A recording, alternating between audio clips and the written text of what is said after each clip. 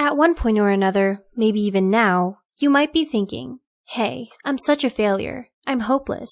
Maybe even worse, I'm not made for this world. You are not alone. We all go through it sometimes, even the most successful people. Everyone feels discouraged from time to time, but the point isn't to dwell on our negative feelings. Instead, we should see if there are ways we can overcome these feelings. Here's 10 tips to help you bounce back. 1. Think about what it is you want. Brainstorm a list of your goals, including the ones you've thrown away, even ones you've buried as far back as your childhood, that you hope to reach. Then, go through them and read them, thinking about when you first got inspired to pursue those goals and how you felt back then, and then let them drift through your mind for a short while. 2. Take small steps. After you've taken the time to sleep on it, think of something small that you can do to spark your inspiration and motivation, something manageable.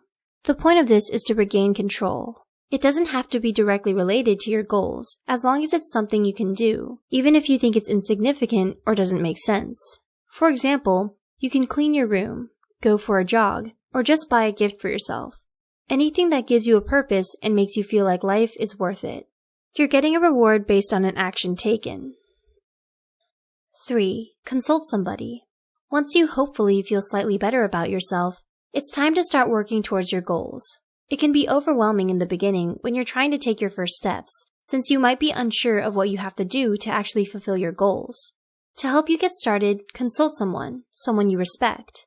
Ask for 5 minutes of their time, tell them about your goals, and let them know that you're unsure of how to get there. Listen to any advice they offer to get measurable steps you can go after. 4. Start taking those steps. Give yourself some time to take those steps. Time is a key factor in creating change and building up a habit. The more time you dedicate to something, or the more time you give yourself to achieve something, the more manageable your goal becomes, and the less stressed you are to achieve them. Give yourself enough time to start reframing your mindset and pursuing that goal. 5. Report your accomplishments to someone. Even if you feel like you did nothing for an entire week, subconsciously, because you have told yourself you will do it, you're constantly working towards your goals in the background, even if you think you actually did nothing. However, if you look closely enough, you will start to see changes in your own behavior. Take note of these changes and how they might be contributing to your goal, then report it to someone, maybe even the person you consulted in the beginning. The purpose of reporting is to make your actions measurable. 6. Start researching solutions on your own. Now that you've finally started to get back into the groove of things and no longer feeling down and hopeless about yourself, you will now have more energy to figure out the steps you personally want to take to get closer to your goals.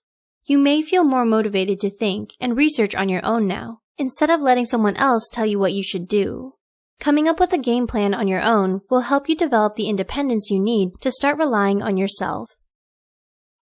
7. Again, tell yourself you will give yourself a good amount of time to apply the new strategies you've thought of, and repeat steps 4 to 6. 8.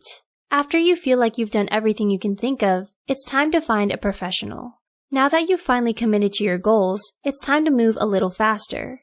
Find an expert in the field, someone who's actually gotten to or past where you want to be, and get their help.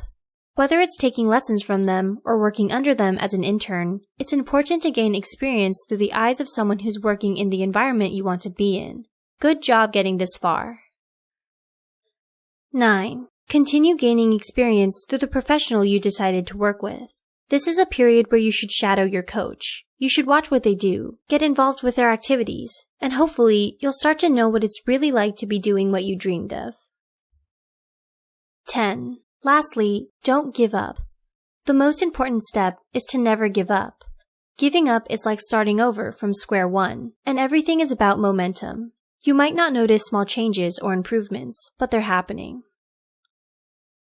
Have any of you hit a rough patch? If you've already gotten past it, what are the steps you took to get back on your feet? Feel free to share your stories or advice in the comments below.